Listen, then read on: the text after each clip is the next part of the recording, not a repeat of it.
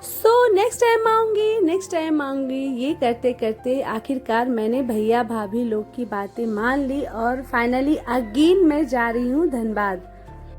So welcome to my channel Indu Pandey blogs में आप लोग का फिर से स्वागत है। कैसे हो आप सब? होप सो सभी अच्छे से होगे और मैं भी अच्छे से ही हूँ। सो आप लोग जानते ही हो कि धनबाद मेरा बर्थ प्लेस है, इसलिए बर्थ प्लेस में जाने की हड़बड़ी तो सबको होती है और मुझे भी थी। तो इसीलिए हम लोगों ने वंदे भारत ट्रेन को चुना क्योंकि ये दूसरे ट्रेन के कंपेयर हमें वहाँ जल्दी से जल्दी पहुँचा देगा। तो इस ट्रेन से मैं पहली बार सफर कर रही हूँ, तो पहला एक्सपीरियंस आपसे शेयर करना तो बिल्कुल ही बनता है। सो अब जैसे ही इस ट्रेन में एंटर करोगे आपको मिलेगा ये दरवाजा और इस दरवाजे में लगी होगी एक ग्रीन कलर की बटन, जिसे पुश करते ही ये दरवाजा खुद से खुल जाएगा और खुद से बंद भी हो जाएगा। और अंदर का नज़ारा कुछ इस तरह से है इस ट्रेन में। तो क्लीनिंग की बात करें तो यहाँ सब कुछ बहुत ज़्यादा क्लीन था, नो डाउट।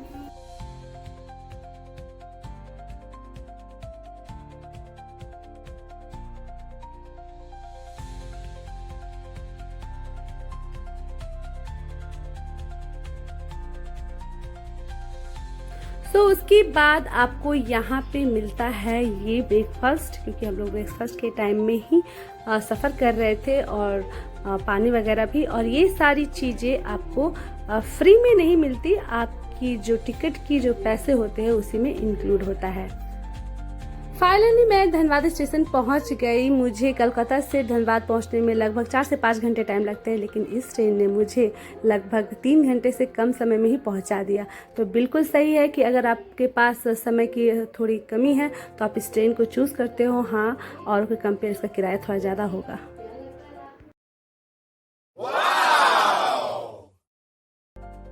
राम मुझे बोल रहे थे कि क्या बात है, इतनी नेचुरल खुशी तो मैं कभी नहीं देखता, जब यहाँ धनबाद में तुम पहुँचती हो तभी दिखाई देती है। तो मैं बोल रही थी बिल्कुल, अपने बर्थ प्लेस में आकर के जो नेचुरल खुशी है वो सबके अंदर से आती है, इसलिए मेरे अंदर से भी आ रही है।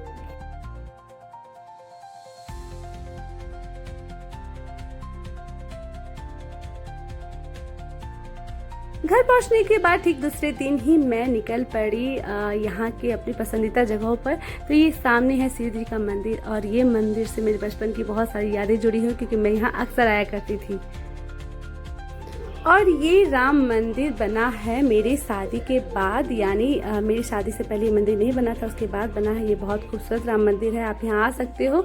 ये धनबाद से तकरीबन 22 किलोमीटर दूर पर पड़ता है, और यहाँ आने के लिए आप कैब बुक कर सकते हो, पर्सनल गाड़ी से भी आ सकते हो।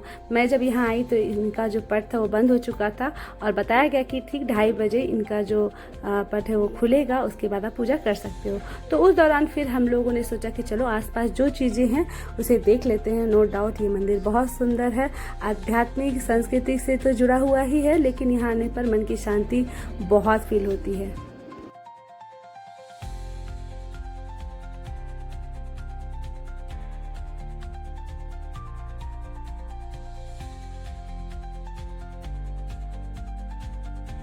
मंदिर से अटैच्ड ये एक छोटा सा तालाब था, यहाँ पे आप बोटिंग कर सकते हो, बैठ सकते हो। यहाँ पे बहुत अच्छा फील हो रहा था, और यहाँ पे हम लोगों ने कुछ समय बिताया। और हमारे साथ आई थी पल्लवी और न्यू कपल जो हमारे हैं, साहिल और शिवानी, जिन्हें देखने के लिए मैं यहाँ आई थी।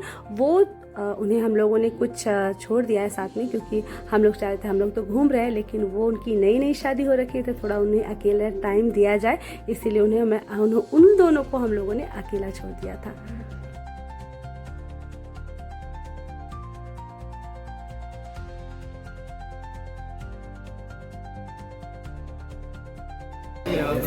तो 2:30 बज चुका था और टाइम हो गया था भगवान के पट खुलने का, और हम लोग बेसब्री से इंतज़ार कर रहे थे कि कब पट खुले और कब राम जी और सीता जी का दर्शन हो हमें। मैं बहुत एक्साइटेड थी। मैंने सुना था कि बहुत मनमोहक जो उनकी जो प्रतिमा है वो है, और हम लोग बस उनके सामने प्रसाद लेके खड़े हुए थे।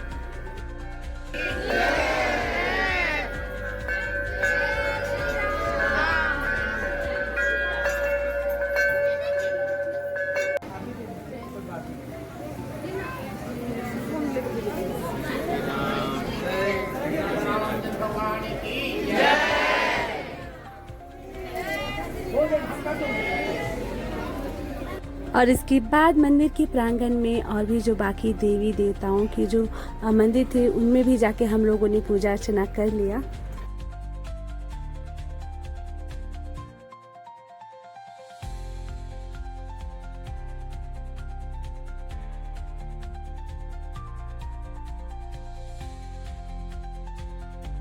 मुझे यहाँ बहुत अच्छा लगा। मंदिर में तो वैसे भी अच्छा लगता ही है, कोई भी मंदिर हो, लेकिन सच बताऊँ मुझे भूख बहुत ज़ोर से लग गई थी क्योंकि मैंने सुबह से कुछ खाया नहीं था, क्योंकि पूजा करना था मुझे, इसलिए हम लोगों ने मिलकर कुछ खाया। उसके बाद हम लोग नेक्स्ट यहाँ पे आ गए। ये है लिलोरी माँ का मंदिर जो धनबाद के कतरास घर में स्थित है और यहाँ लोग हजारों की संख्या में डेली आते हैं। और मैं इसके बारे में बता दूं, इस मंदिर में जो भी मन्नत मांगी जाती है वो पूरी होती है। माँ सभी श्रद्धालुओं की जो भी मन्नत है वो पूरी कर देती है। और ये मंदिर काफ़ी पुराना है, लगभग यहाँ के पुजारी से जब आप पूछोगे तो उनके बारे में बताया जाता है कि ये मंदिर 800 वर्ष पुराना मंदिर है ये। तो पहले और पर्सनली मैं एक बात बता दूं कि ये बात सच है कि हाँ जो मन्नत है वो पूरी होती है, और ये मैं पर्सनल एक्सपीरियंस के साथ आपको बता रही हूँ। लेकिन हाँ, इस मंदिर से मेरी बचपन की जुड़ी बहुत सारी यादें हैं। आपको जैसे पता है मुझे घूमना फिरना पसंद नहीं था, मैं जब अनमैरिड थी मैं कहीं जाती नहीं थी, लेकिन हाँ हर संडे को इस जगह मैं अपने पापा के साथ आती थी। और मेरे पापा को ये जगह इतनी पसंद थी कि वो कहते थे कि जब मैं इस दुनिया में नहीं रहूँगा तो मेरा जो अंतिम संस्कार है इसी जगह पे करना, और ऐसा हुआ भी। इसलिए मुझे मेरे पापा यहाँ पे हर जगह फील होते हैं। मुझे ऐसा लगता है कि वो हर जगह यहाँ पे हैं। यहाँ की सारी चीज़ें चेंज हो गई, सब कुछ बदल गया, लेकिन हाँ वो जो फीलिंग है, एहसास है, वो कभी नहीं बदलता। और यही है वो न्यू कपिल, मेरा भतीजा साहिल और उनकी वाइफ यानी मेरी बहू शिवानी। और दोनों को माँ लिलोरी जो है वो हमेशा अपने आशीर्वाद में रखे, वो बहुत ज़्यादा आशीर्वाद इन दोनों पर दे। और देखो ये मेरा बच्चा, मुझे अजीब सा कभी कभी लगता है कि मैं इतनी ही छोटी में यहाँ पे घूमती थी, आज मेरे बच्चे यहाँ पे घूम रहे हैं, माँ लिलोरी के पास आए हुए हैं। तो ये सब बहुत अच्छा लग रहा था मुझे।